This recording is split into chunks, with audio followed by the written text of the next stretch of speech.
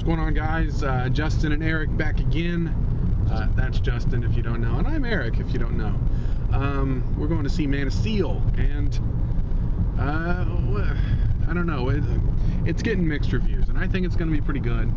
I personally like Zack Snyder's stuff. He made 300, didn't he? Yeah, that's great. He made 300. Watchmen. I really like Watchmen. And one that a lot of people didn't like, but I also liked, was Sucker Punch. Yes. Sucker Punch was pretty good.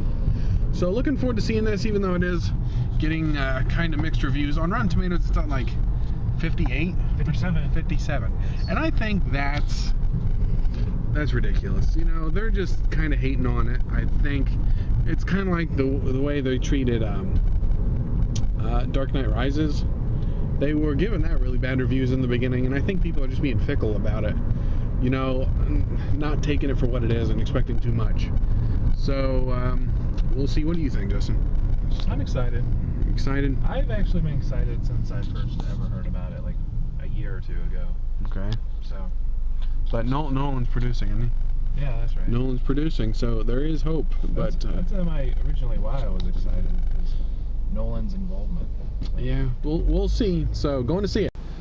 All right, guys. So we just got seen Man of Steel, and it was awesome. That was a great movie. Yeah, it was badass. It was the best DC movie they've ever made, excluding. All right, the best DC movie they've ever made that actually was not realistic. It wasn't meant to be realistic, although it was a bit more grounded and less stupid than the Christopher Reeve movies, which I don't like, for the sole fact that they are campy and stupid. It was a great movie. It really was. Yeah, I don't understand the negative. I don't understand the negativity. It seems like everyone would like that movie. It's almost like what's his name from Transformers?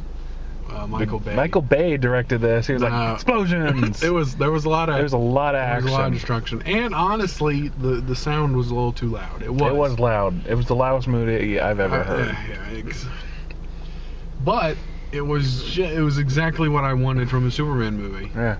The destruction that Superman incurred, or whatever word I'm thinking of, made happen when he was fighting General Zod and all this stuff.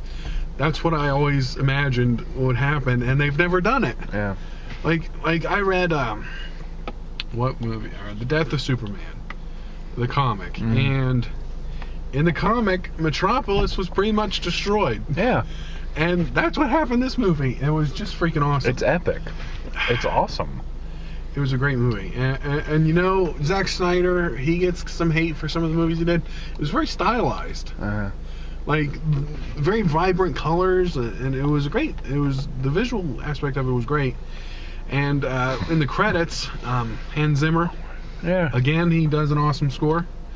I'm probably going to have to download the soundtrack. Yeah, me too. And then I figured in the credits that also said David S. Goyer wrote this, which he also wrote the Dark Knight trilogy and a couple video games and a few other movies, and he's a great writer. Yeah. And the way he writes is so good. It is. Yeah. He always presents the villain as a character that has a real reason for doing what he's doing.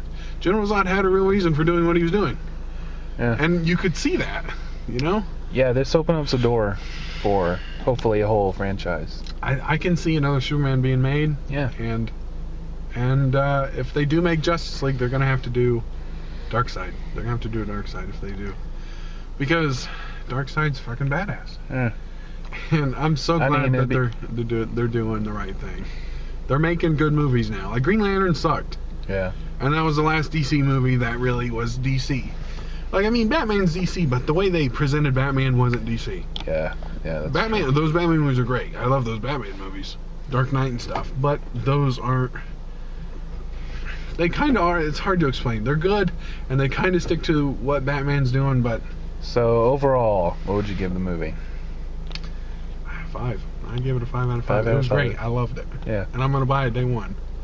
I hope they come out with a steelbook or a digibook or something, because that's going to be awesome. I see. And I'm going to have to get a movie poster now. Yeah, it's awesome. It was a great movie. Definitely go check it out. Alright, first off, we're in the Walmart parking lot. and there's an ambulance and cops and stuff. So there's never a lull of activity at Walmart. Someone dropped dead or something. I think it may be a theft thing. Well, and then someone got hit or tackled, and they had to call an ambulance or something. Well, whatever. It I hate doesn't stop Walmart. these scum from coming here. It's like, oh, well, just step over the body. Anyway, went to Disc Replay, picked up Close Encounters of the Third Kind for $12.99. This is actually currently out of print, which is why I picked it up, because it's going for $44 on Amazon. Yeah. So Close Encounters of the Third Kind, expect an unboxing review.